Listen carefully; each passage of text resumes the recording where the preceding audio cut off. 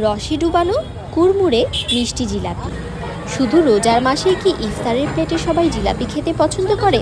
অবশ্যই না। অন্য যে কোনো দিন বিকালে টুকটাক কিছু খেতে ইচ্ছে করলে অথবা ঝাল খাবারের পর মিষ্টি কিছু খেতে ইচ্ছে করলে জিলাপি খেতে সবাই পছন্দ করে।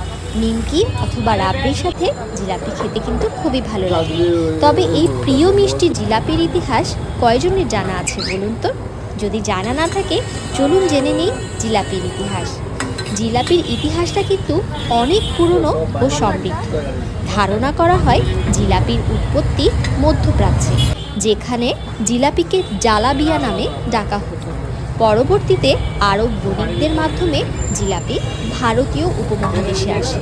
এখানে এসে জিলাপি স্থানীয় স্বাদ ও উপকরণে নতুন রূপ পায়।